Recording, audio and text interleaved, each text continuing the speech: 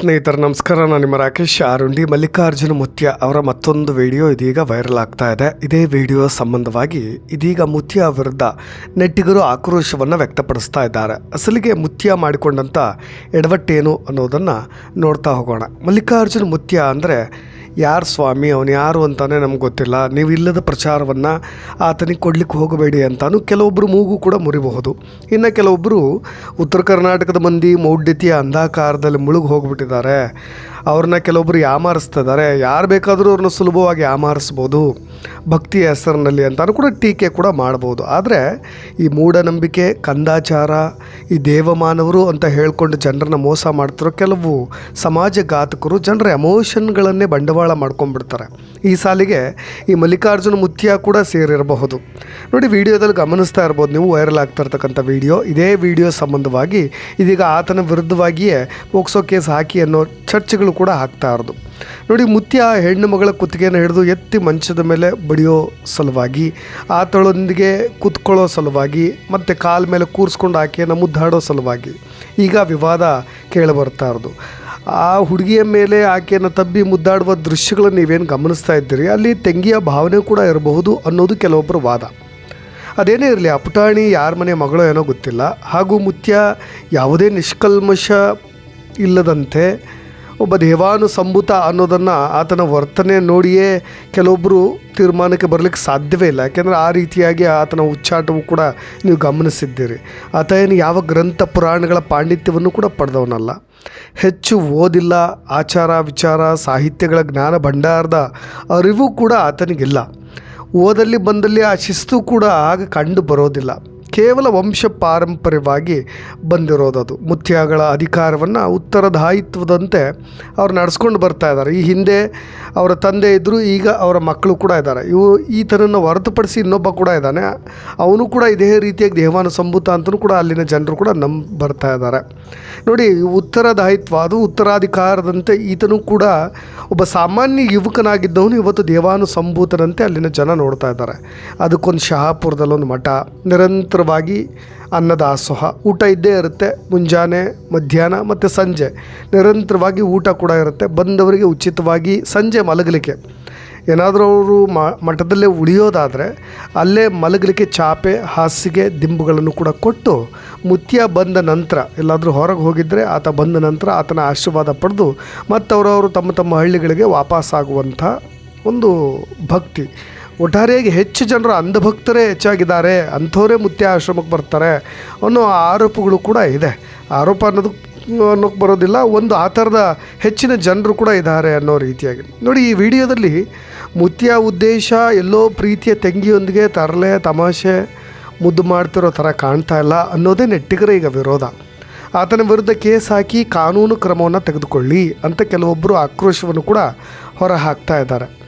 ಯಾವ ಸೀಮೆ ದೇವರು ಅಂತಾನೂ ಭಾಳಷ್ಟು ಜನರು ಕಮೆಂಟ್ ಮಾಡ್ತಾ ಇದ್ದಾರೆ. ಅವನು ಯಾವ ಸೀಮೆ ದೇವರಪ್ಪ ಅನ್ನೋ ರೀತಿಯಾಗಿ ಅಪ್ರಾಪ್ತ ಮಕ್ಕಳನ್ನು ಹೀಗೆ ದುರುದ್ದೇಶವಾಗಿ ಅವ್ರನ್ನ ಸ್ಪರ್ಶ ಮಾಡೋದಿದೆಯಲ್ಲ, ಅದು ಕೂಡ ನಮ್ಮ ಕಾನೂನಿಗೆ ವಿರುದ್ಧವಾಗಿದೆ. ಹಾಗಾಗಿ ಪೊಲೀಸರೇ ಯಾರೂ ಕೂಡ ದೂರು ದಾಖಲಿಸದಿದ್ದರೆ, ಆ ಹುಡುಗಿಯ ಮನೆಯವರು ಕೂಡ ಏನು ದೂರನ್ನು ಕೊಡದೇ ಇದ್ದರೆ ಪೊಲೀಸ್ನವರೇ ಸುಮೋಟೋ ಕೇಸನ್ನು ದಾಖಲಿಸ್ಕೊಂಡು ವಿಚಾರಣೆ ಮಾಡಬೇಕು ಅನ್ನೋ ಆಗ್ರಹ ಒಂದು ಕಡೆ ಕೇಳಿ ಬರ್ತಾ ಇದೆ. ಇದೇನು ದೊಡ್ಡ ಮಟ್ಟದ ಸುದ್ದಿ ಅಲ್ಲ, ನೀವೇನು ದೊಡ್ಡದು ಮಾಡಬೇಡಿ ಅಂತಲೂ ಕೂಡ ಮುತ್ಯ ಬೆಂಬಲಿಗರು ಸಮರ್ಥನೆ ಮಾಡ್ಕೊಳ್ತಾ ಇದ್ದಾರೆ. ಈ ಮುತ್ಯ ಫಾಲೋವರ್ಸ್ಗಳಿದ್ದಾರಲ್ವ, ಅವರಿಗೆ ಒಂದು ರೀತಿಯಾಗಿ ತಿಂಗಳಿಗೆ ಇಷ್ಟು ಪೇಮೆಂಟ್ ಅಂತಲೂ ಕೂಡ ಬರುತ್ತೆ ಅನ್ನೋ ಗೊತ್ತಿಲ್ಲ. ಈಗ ಉತ್ತರ ಕರ್ನಾಟಕ ಭಾಗದಲ್ಲಿ ಮುತ್ಯಗಳು ಆಯಾ ಭಾಗಕ್ಕೆ ಹುಟ್ಕೊಳ್ತಾ ಇದ್ದಾರೆ. ಕೆಲವೊಬ್ಬರು ನಿಂಬೆಹಣ್ಣು ಕೊಟ್ಟು ಮಕ್ಕಳು ಮಾಡೋರಿದ್ದಾರೆ. ಇನ್ನು ಕೆಲವೊಬ್ಬರು ಒಂದೊಂದು ರೀತಿಯಾದಂಥ ವಿಭಿನ್ನ ಮುತ್ಯಗಳಿದ್ದಾರೆ. ಫ್ಯಾನ್ಗಳಿಗೆ ಕೈ ಹಾಕುವಂತಹ ವಿಚಿತ್ರ ಮುತ್ಯಗಳನ್ನು ಕೂಡ ನೋಡಿದ್ದೀರಿ. ಈತನೂ ಕೂಡ ಹಾಗೆ ಎಲ್ಲೇ ಹೋಗಲಿ ಕಣ್ಣಿಗೆ ಕಾಣದಾಗ ಓಡಿ ಹೋಗೋದು, ಹೋಗಿ ಅಂಗಡಿ ಒಳಗೆ ಕೂತ್ಕೊಳ್ಳೋದು, ಒಂದು ರೀತಿಯ ವಿಚಿತ್ರ ವರ್ತನೆ. ಇದೆಲ್ಲವನ್ನೂ ಕೂಡ ನಾವು ಅದು ಯಾವ ರೀತಿಯಲ್ಲಿ ಇವರು ದೇವಮಾನವರು, ದೇವಾನುಸಂಭೂತರು, ಪ್ರವಾದಿಗಳು ಅಂತ ನಂಬೋದೋ ಗೊತ್ತಾಗೋದಿಲ್ಲ. ನೋಡಿ, ಮಲ್ಲಿಕಾರ್ಜುನ ಮುತ್ಯ ಬಗ್ಗೆ ನಿಮಗೆಲ್ರಿಗೂ ಕೂಡ ಗೊತ್ತಿದೆ ಅಂದ್ಕೊಳ್ತೀನಿ ನಾನು. ಅಪ್ಪಾಜಿ ಅಂತ ಆ ಭಾಗದ ಜನರು ಕರೀತಾರೆ. ಅಲ್ಲೆಲ್ಲ ಅಪ್ಪಾಜಿ ಅಂತಲೇ ಫೇಮಸ್. ದೊಡ್ಡ ದೊಡ್ಡ ಬ್ಯಾನರ್ಗಳನ್ನು ಹಳ್ಳಿಗಳಲ್ಲಿ ಯಾವುದೇ ಕಾರ್ಯಕ್ರಮಗಳಿರಲಿ, ಸಮಾರಂಭಗಳಿರಲಿ, ಮನೆಯ ಏನಾದರೂ ಪೂಜೆ ಅಥವಾ ಶಾಂತಿ ಮಾಡಿಸೋದಿರಲಿ, ಪ್ರತಿಯೊಂದು ಕಾರ್ಯಕ್ರಮಗಳಿಗೂ ಕೂಡ ಮುತ್ಯ ಗೆಸ್ಟಾಗಿ ಬರ್ತಾರೆ. ಯಾವಾಗ ಬರ್ತಾರೆ, ಹೇಗೆ ಬರ್ತಾರೆ, ಎಲ್ಲಿಂದ ಬರ್ತಾರೆ ಗೊತ್ತಿಲ್ಲ. ಮನೆಯಿಂದ ಹಾರಿ ಕೂಡ ಬರ್ಬೋದು, ಹಿತ್ತಲ ಬಾಗಿಲಿಂದನೂ ಕೂಡ ಬರ್ಬೋದು, ಮುಂಭಾಗದಿಂದನೂ ಕೂಡ ಬರ್ಬೋದು. ನಿಖರ ಸಮಯ ಇರೋದಿಲ್ಲ. ಸ್ವಂತ ವೆಹಿಕಲ್ ಇರುತ್ತೆ, ದೊಡ್ಡ ಲಕ್ಸುರಿ ವೆಹಿಕಲ್ಲು, ಅದರ ಹಿಂದೆ ಮುಂದೆ ಇನ್ನೊಂದು 2-3 ವೆಹಿಕಲ್ಗಳಿರುತ್ತವೆ. ಇವರು ಹೇಳೋದನ್ನು ನಂಬ್ತಕ್ಕಂಥ ಜನರು ಕೂಡ ಇದ್ದಾರೆ. ಅದಕ್ಕೊಂದಿಷ್ಟು ಕಾಣಿಕೆ ದೇಣಿಗೆ ಎಲ್ಲವೂ ಕೂಡ. ನೋಡಿ, ಉತ್ತರ ಕರ್ನಾಟಕದ ಯಾದಗಿರಿ ಜಿಲ್ಲೆ ಶಹಾಪುರ ತಾಲೂಕಿನ ಮಹಲ್ ರೋಜಿ ಭಾಗದ ಪ್ರಸಿದ್ಧ ಯುವ ದೈವಿಕ ವ್ಯಕ್ತಿ ಇವರು. ಸುಮಾರು 25 ವರ್ಷ, ಏನು ಯುವಕ, ನಡೆದಾಡೋ ದೇವರು ಅಂತಲೂ ಕೂಡ ಅಲ್ಲಿನ ಜನ ಕರೀತಾರೆ. ಮತ್ತು ಇವರ ಆಶೀರ್ವಾದ ಪಡೀಲಿಕ್ಕೆ ಜನ ಮುಗಿ ಬೀಳ್ತಾರೆ. ಭಕ್ತರ ಸಮಸ್ಯೆಗಳನ್ನು ಹೇಳೋದು, ಕಾಣೆಯಾದವರು ಪತ್ತೆ ಹಚ್ಚೋದು, ಎಲ್ಲಿದ್ದಾರೆ, ಈ ಭಾಗದಲ್ಲಿದ್ದಾರೆ ಅನ್ನೋ ರೀತಿಯಾಗಿ. ಅಲ್ಲಿಗೆ ಹೋಗಿದ್ದೀನಿ ಖುದ್ದಾಗಿ ನಾನು. ಬಹುಮನಿ ಸುಲ್ತಾನರು, ಆದಿಲ್ ಶಾಹಿಗಳ ಪ್ರಭಾವವೇ ಹೆಚ್ಚಾಗಿರ್ತಕ್ಕಂಥ ಆ ಭಾಗದಲ್ಲಿ. ಅಲ್ಲಲ್ಲಿ ಊರು ತುಂಬ ನಿಮಗೆ ಹೆಚ್ಚು ಗೋಳುಮಠಗಳೇ ಸಿಗ್ತವೆ, ಗೋಳುಗುಮ್ಮಟಗಳ ರೀತಿಯಾಗಿ. ಇವರ ಊರಿನಲ್ಲೂ ಕೂಡ ಈ ಮಹಲ್ ರೋಜಿ ಇದೆಯಲ್ಲ, ಅಲ್ಲೂ ಕೂಡ ಆ ಥರದ ಟೆಂಪಲ್ಗಳನ್ನು ನೋಡಬಹುದು. ಮತ್ತು ಆ ಥರದ ಗೋಲ್ ಗುಂಬಜ್ಗಳನ್ನು ಕೂಡ ಕಾಣಬಹುದು. ಮತ್ತು ಮನೆಗಳು ಮತ್ತು ಅಲ್ಲಿನ ವಾತಾವರಣ ಮತ್ತು ಪ್ರಬುದ್ಧರು, ಬಹಳಷ್ಟು ತೀರಾ ಹಿಂದುಳಿದಿರ್ತಕ್ಕಂತಹ ಜನರು, ಆರ್ಥಿಕವಾಗಿರ್ಬೋದು, ಮೂಲಭೂತ ಸೌಕರ್ಯಗಳನ್ನು ಹೊಂದೋ ವಿಚಾರದಲ್ಲಿರ್ಬೋದು, ಎಲ್ಲವೂ ಕೂಡ ಇಲ್ಲಿನ ಭಾಗದವರು ಈ ಥರ ಮಾತುಗಳನ್ನು ಕೇಳ್ತಾರೆ, ನಂಬ್ತಾರೆ ಕೂಡ. ಆದರೆ ಈತ ಮಾತ್ರ ನಮಗಂತೂ ನೇರ ದರ್ಶನ ಅಂತೂ ಕೊಡಲಿಲ್ಲ. ಯಾಕೆಂದರೆ ಇನ್ನೂ ಮಾಧ್ಯಮಗಳಿಂದ ದೂರ ಉಳಿತಕ್ಕಂಥ ಈತ ಎಲ್ಲ ಬಾಯಿ ಬಿಟ್ಟರೆ ಎಲ್ಲ ಬಂಡವಾಳು ಕೂಡ ಬಯಲಾಗುತ್ತೋ ಅನ್ನೋ ಮಟ್ಟಿಗೆ ಮಾಧ್ಯಮಗಳಿಂದ ದೂರ ಇಲ್ಲಿವರೆಗೂ ಆ ಥರದ ಯಾವುದೇ ಮೇನ್ ಸ್ಟ್ರೀಮ್ ಮೀಡಿಯಾಗಳಲ್ಲಿ ಈತ ಎಲ್ಲೂ ಕಾಣಿಸ್ಕೊಂಡಿಲ್ಲ. ಇವರ ಅನುಯಾಯಿಗಳೇ ಈತನನ್ನು ದೇವ್ರ ಪಟ್ಟಕ್ಕೆ ಏರಿಸಿರೋದು ಅಂತೂ ಖಂಡಿತ. ಈತ ಹೇಳೋದು ಕೆಲವು ಸುಳ್ಳು, ಕೆಲವು ಸತ್ಯ.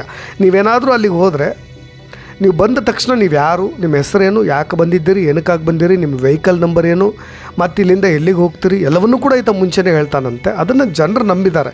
ನನಗೂ ಕೂಡ ಅದನ್ನು ಅರ್ಥ ಮಾಡಿಸೋ ಪ್ರಯತ್ನವೂ ಕೂಡ ಅನೇಕ ಜನರು ಮಾಡಿದ್ದಾರೆ. ಅದನ್ನೇ ಜನರು ಪವಾಡವಾಗಿ ನಂಬಿ ಬರ್ತಾ ಇದ್ದಾರೆ ಅಷ್ಟೇ. ಅದು ಎಷ್ಟು ಸತ್ಯವೋ ಸುಳ್ಳೋ ಗೊತ್ತಿಲ್ಲ.